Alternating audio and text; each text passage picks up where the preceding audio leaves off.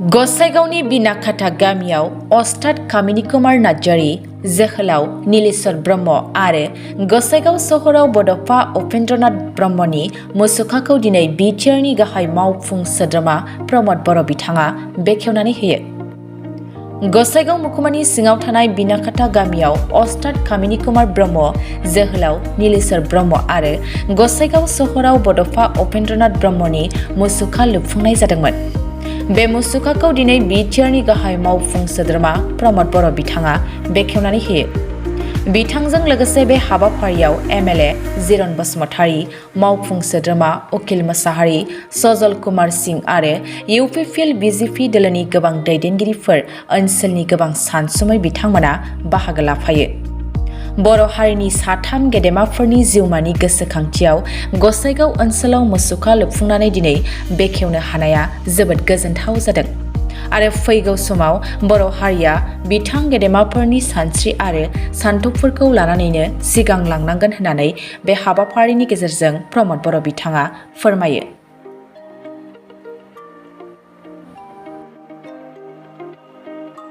अलंबार अस्ताद कामिनी कुमार नार्जारी आरो जोहोलाव नीलेश्वर ब्रह्म दिनै बामुनखुरायाव बिनाखाथायाव गसाइगावआव बिथांमोननि मुसुखाखौ गायसननानै बेखेवनाय जादों आरो दिनै बर' बिजों सान गिबियावनो बर' बिजों साननि आङो साफ्रोमबो बर' फिसानो गाहाम हामलायनायखौ बावदों आरो बर' बिजोंखौ जागायजेननो थाखाय एबा गायसननो थाखाय आरो दिनैसिम बर' राव थुनलाइखौ जौगाहोनो थाखाय जाय बिथांमोना बिहोमा होलांबाय बिथांमोननि सोरगोआरि जिउसोलोनि खाथियाव आं रोजा रोजा खुलुमनाय बावहरदों आरो जाय बिथांमोना थांनानै दङ दाबो बर' राव थुनलाइखौ सिबिगासिनो दङ बिथांमोननोबो आङो रोजा रोजा गोसो गोरबोनि साबायखरखौ बावदों आरो बर'नि हारिमु आयदाखौ जोङो गोसोखाङोब्ला बे सानै अलंबार जोहोलाव नीलेश्वर ब्रह्म आरो अस्ताद कामिनी कुमार नार्जारी बिथां सानैखौ जोङो बावनो हाया।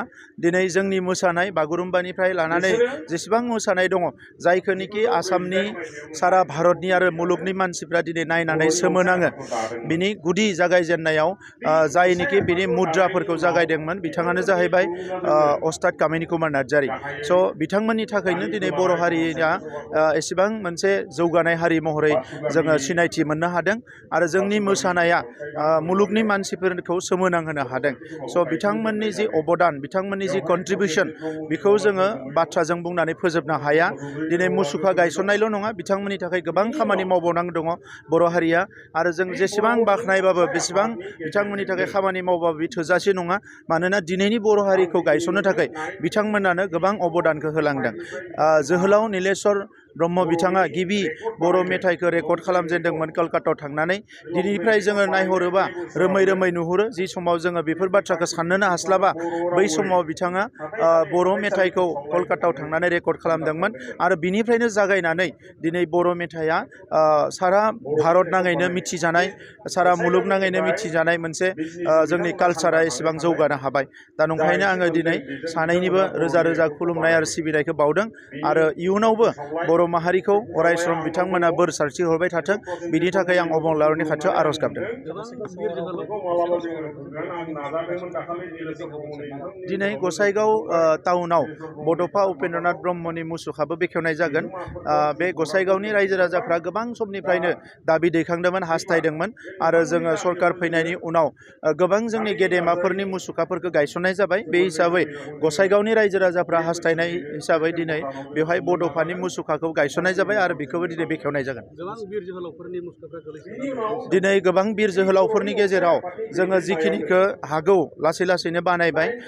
इतिमध्य जोङो बिर सिलागां बिथांनि मुसुखा बानायनाय जाबाय।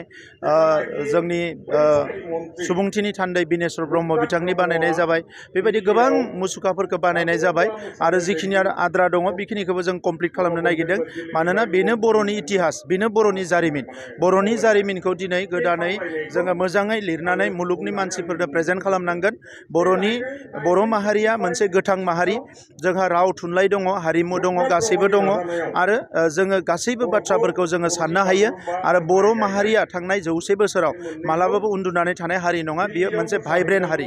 सोमावसारदोंबाबो, सेक्रिफाइस जादोंबाबो, ब्लाड शेड जादोंबाबो जोंनि माखासे सुबुंफ्रा लिरनाय, फरायनाय, थुनलाइ सोरजिनाय, हारिमु सिबिनाय बेयाव मालाबाबो फासयनानै थायाखै। दा नंखायनो आङो बिथांमोनखौ दिनैनि समाव रोजा रोजा साबायखर बावदों।